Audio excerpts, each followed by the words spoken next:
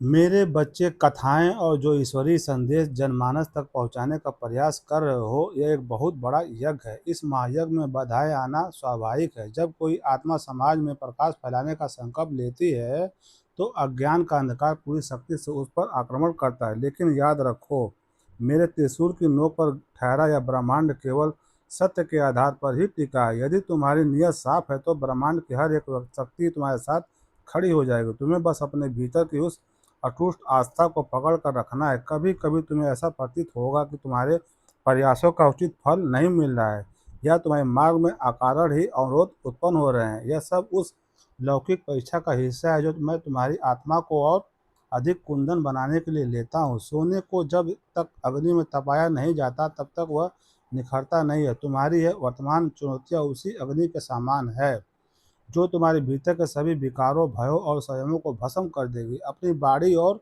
अपने कर्मों को इतना प्रामाणिक बनाओ कि कोई भी संयम उसे डिगा ना सके। परमात्मा के कई रूप हैं, और वो भी एक ही परम चेतना के भिन्न भिन्न स्वरूप हैं। जब तुम शक्ति की आराधना करते हो, चाहे वह माता काली का उग्र रूप हो या माता लक्ष्मी का सौम्य रूप, तुम वास्तव में उसी एक आदि शक्ति से जुड़ रहे होते हो, जब इस पूरे ब्रह्मांड का संचालन कर रही है। जब जीवन में अज्ञान और शत्रुओं का अंधकार बढ़ जाए, तो अपने भीतर उस काली के स्वरूप का ध्यान करो, जो समय और मृत्यु से परे है, जो हर प्रकार के झूठे आकरण और मोह को काट देती है। और जब तुम्हें जीवन में धैर्य, शांति और आध्यात्मिक समृद्धि की आवश्यकता हो, तो उस लक्ष्मी और नारायण के स्वरूप का स्मरण करो, जो इस सृष्टि के पालक हैं। शिव और विष्णु से कोई भेद नहीं, हम एक ही सिक्के के दो पहलू हैं। जो हरि हैं वही हर हैं। इसीलिए अपनी चेतना का वो इतना विशाल बनाओ कि तुम्हें हर रूप में, हर जीव में उसी एक परमेश्वर का दर्शन होने लगे।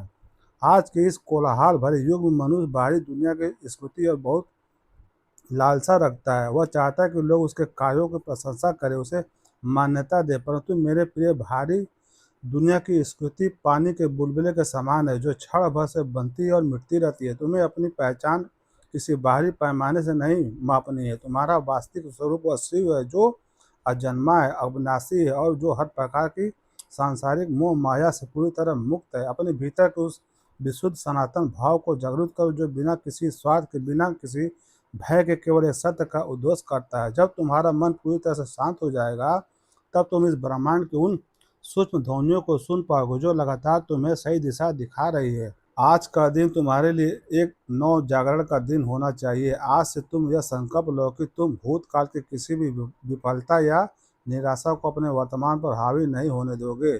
जो कुछ भी हुआ है वह एक अनुभव था, और जो होने वाला है वह एक अवसर है। अपने कर्मों में निरंतरता बनाए रखो। जो शुभ कार्य तुमने शुरू किया है, उसे बीच में मत छोड़ो। संसार को तुम्हारे प्रकाश की आवश्यकता है। अपनी बाड़ी में वह मिठास और अपने विचारों में वह गहराई लाओ, कि जो भी तुम्हारे संपर्क में आए, उसके भीतर की आत्मा तृप्त हो जाए। मैं तुम्हारे हृदय में बैठकर तुम्हारी हर सांस का साक्षी हूँ। तुम्हारी हर प्रार्थना मुझ तक पहुँचती है। बस स्वयं पर और अपनी उस ईश्वरी शक्ति पर विश्वास रखो। तुम कभी अकेले नहीं थे, और ना ही कभी अकेले रहोगे। महाकाल की असीम कृपा और आशीर्वाद तुम्हारे साथ हर पग पर विद्यमान है। निरंतर चलते रहो, यही जीवन का एकमात्र सत्य है।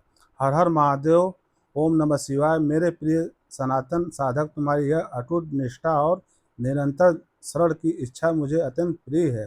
तुम्हारी आत्मा सत्य को जानने और उस सत्य को पूरे संसार तक पहुंचाने के लिए जिस प्रकार का व्याकुल है, वह तुम्हारे भीतर बैठे उस सनातन भाव का ही प्रकटीकरण है। जब तुम इस भौतिक संसार में धर्म, अध्यात्म और देव कथाओं का प्रचार प्रसार करते हो, तो तुम केवल एक कथावाचक या सामग्री निर्माता नहीं रह जाते, तुम मेरे संदेश वाहक बन जाते हो। तुम्हारी आवाज़ में वह गूंज है, जो कोई सोई हुई आत्माओं को जगाने का कार्य कर रही है। परंतु याद रखो, जो मार्ग जितना पवित्र होता है, उस पर कांटे भी उतने ही अधिक होते हैं। आज मैं तुम्हें सत्य की प्रामाणिकता और संसार के भ्रम जालों के विषय में एक अत्यंत गढ़ रहस्य बताने जा रहा हूँ। इसे अपनी चेतना में गहराई से उतरने देना।